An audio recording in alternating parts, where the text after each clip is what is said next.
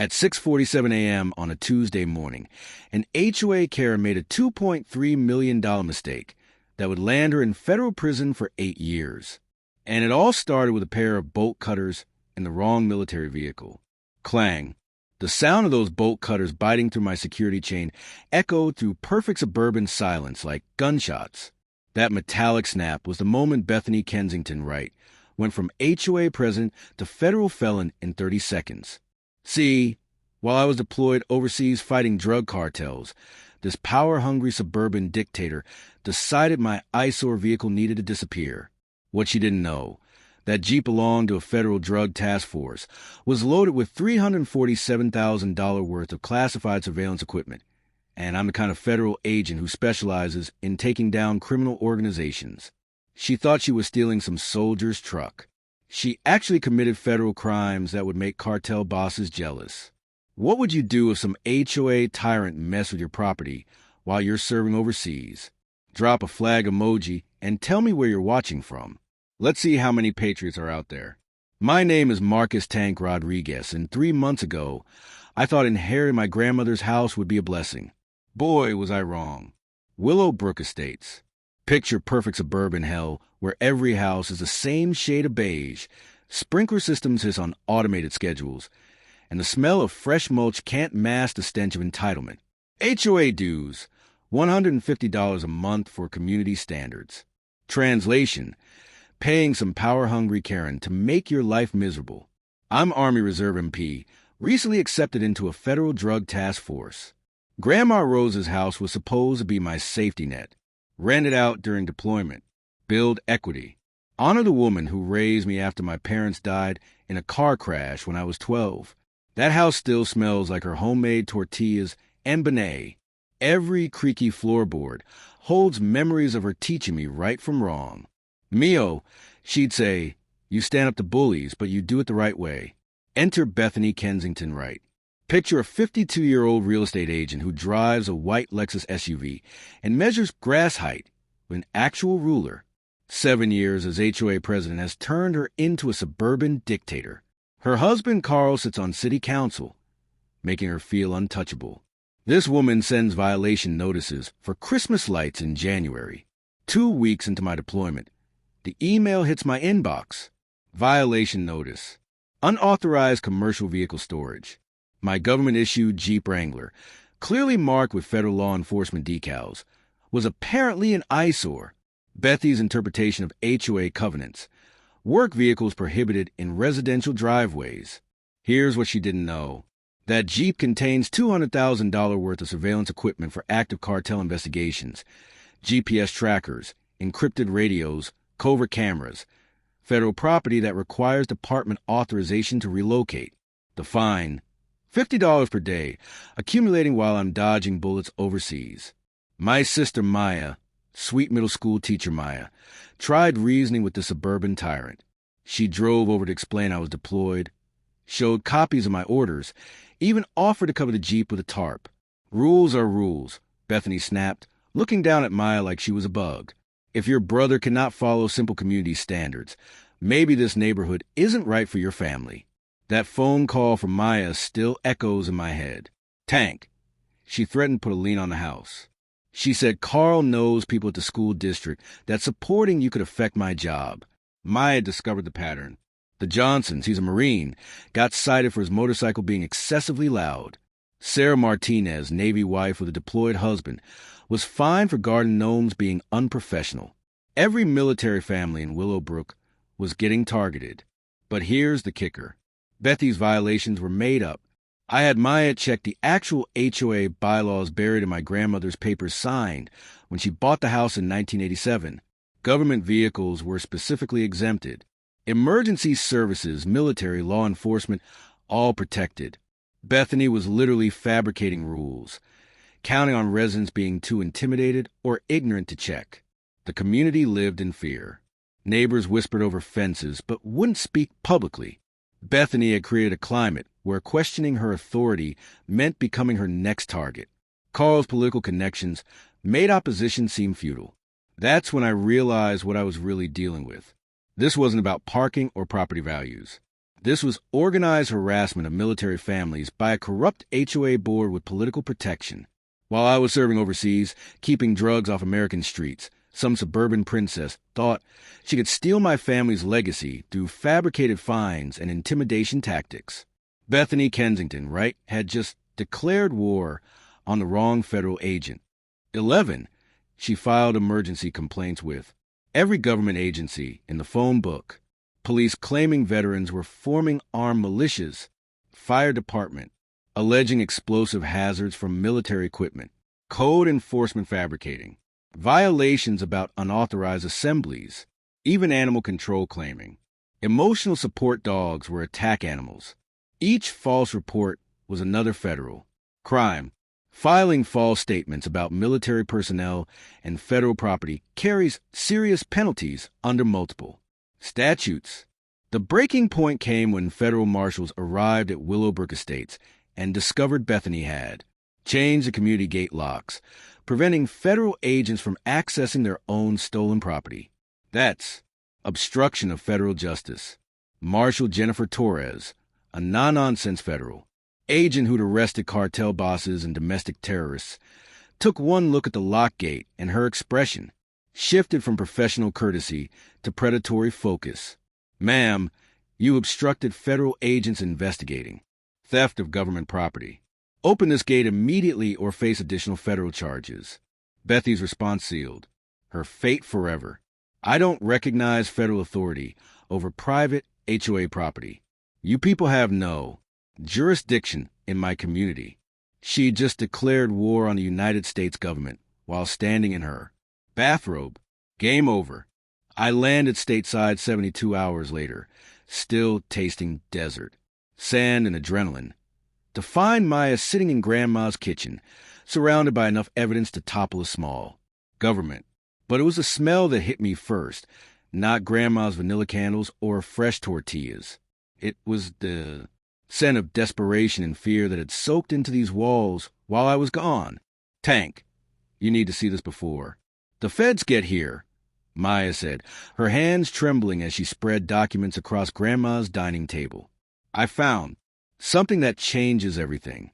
The manila folders contained 5 years of HOA, financial records, meeting minutes, and correspondence that Maya had somehow acquired through what she called her teacher network. But buried in the stack was a document that made my blood run cold, a contract between Kensington, Urban Holdings, and Eastbrook Development Corporation dated 6 months before I inherited Grandma's house. The subject, line read, Willowbrook Estates Acquisition Strategy Phase 2 Implementation. Tank, they weren't just harassing military families randomly, Maya whispered, her teacher instincts having transformed her into an accidental detective. They were systematically clearing properties for a massive development deal. The texture of aged paper crumbled between my fingers as I read the details. Carl's company had pre-sold 47 properties in Willowbrook to a national development corporation for luxury condos, properties they didn't even own yet, including Grandma's house. Look at the target list, Maya said, pointing to an appendix that made me want to punch. Something. Every military family, every elderly resident, every person who couldn't fight back against bureaucratic harassment, all marked for acquisition facilitation. The Hendersons, the Martinez family, Grandma Rosa, all targets in a coordinated campaign to force sales at below market prices. But here's the revelation that changed everything. Bethany had been forging HOA violations. Maya showed me the original 1987 HOA bylaws, the real ones, not Bethy's fabricated versions. Military vehicles weren't just allowed, they were specifically protected under federal compliance requirements. Tank. She created fake rules and counted on people being too scared or ignorant to check. Maya said, her voice gaining strength. But there's more. The HOA financial records revealed systematic embezzlement.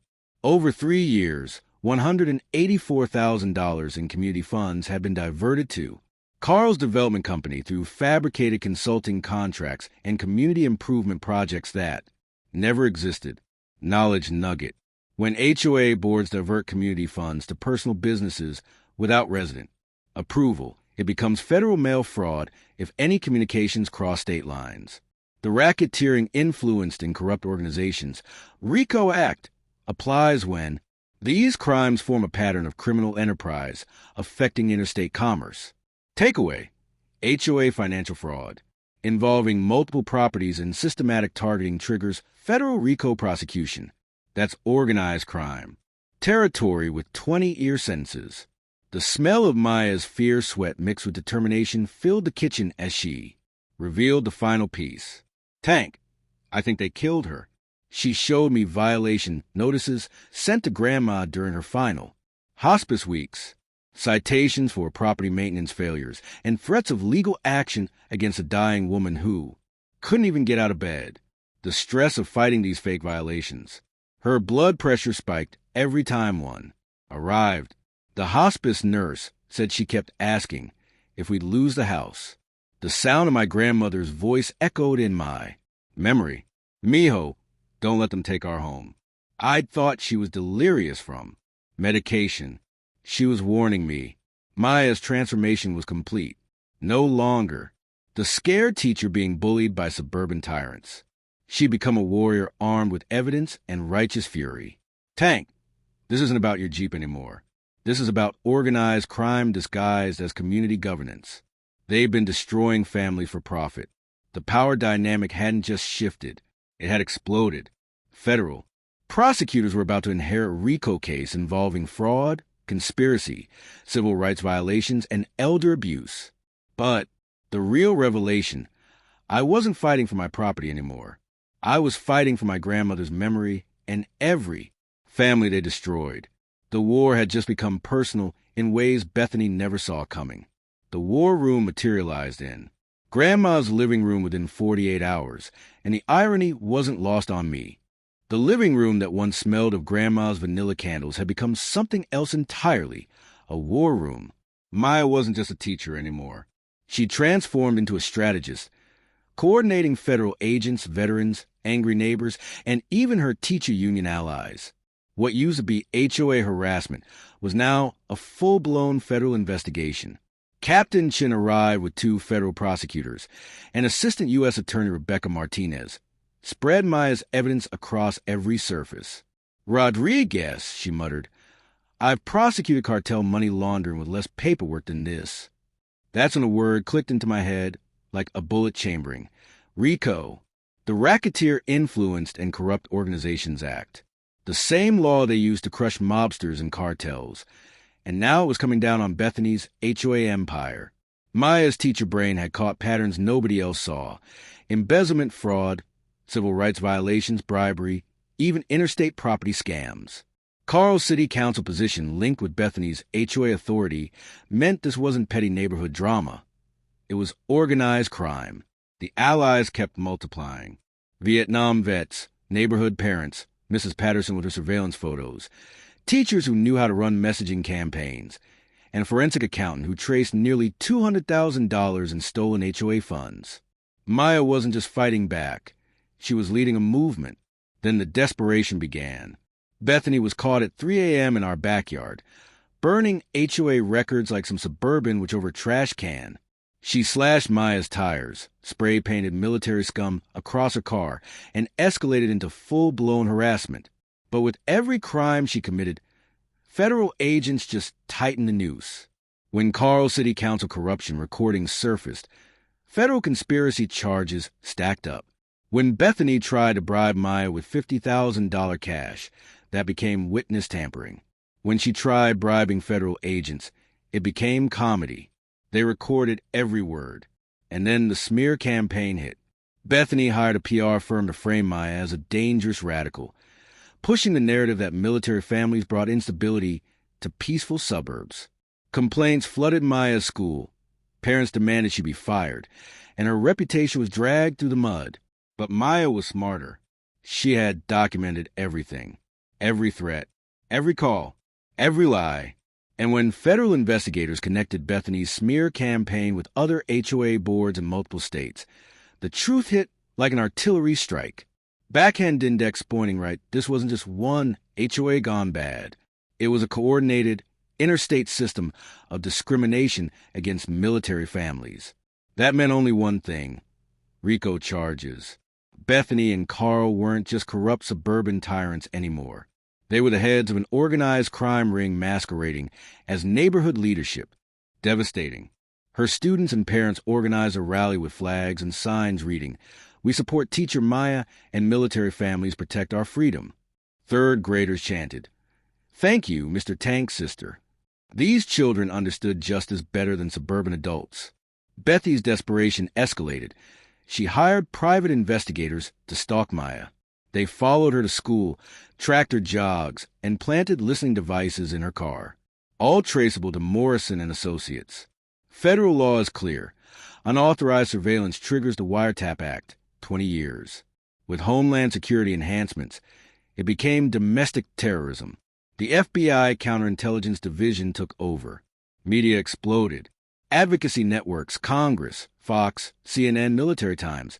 Everyone demanded answers.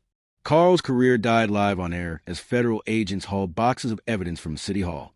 Morrison's fatal mistake: publishing a safety report blaming military families for crime. Fabricated stats equals federal hate crime. RICO charges spread across 17 states. Maya's methods became the federal model. She evolved from victim to national advocate. They thought they were fighting one teacher and one soldier, Maya said. They were declaring war on every American family that serves this country. The Willowbrook Community Center overflowed. Federal agents, cameras, families, Congress. Protesters chanted, "Prosecute HOA terrorists." Bethy arrived in her Lexus, Carl shuffling behind. Panic radiated. Maya took the podium. For 5 years, these people waged war against military families. They fabricated rules, embezzled funds, and coordinated discrimination. Thunderous applause. Prosecutor Martinez followed. Theft, civil rights violations, intimidation, embezzlement, obstruction. Charges landed like hammers. Then me. Bethany thought she was cutting locks on a soldier's Jeep. What she actually did was compromise federal drug operations and $347,000 in surveillance equipment. Her real crime was systematic warfare against military families. Gasps filled the room. Federal Marshal Torres cuffed Bethy. Theft, conspiracy, intimidation, obstruction. Carl tried fleeing, caught instantly. Cameras rolled. HOA tyranny met federal justice. 18 months later, Bethy, 8 years, $647,000 restitution. Carl, 6 years, $3.2 million in settlements. The judge called it domestic terrorism disguised as community governance. Maya revolutionized HOA law, passing the Military Family Bill of Rights. Bethy's seized house became Veteran Memorial Park. The Rodriguez Foundation now helps families nationwide. Congress passed the Tank Rodriguez Act, making HOA discrimination a federal crime. Our community transformed. Property values rose 31%. Military families moved in knowing they were safe. Maya married Navy vet David Chun. I married prosecutor Elena Martinez. Together, we built a future stronger than the corruption we defeated. Now, every Freedom Day, military families gather in our park. Children's laughter replaces fear. Veterans celebrate. And every morning, Old Glory waves over homes where military families live free from harassment. This is victory. Justice served. Community healed. Bullies defeated.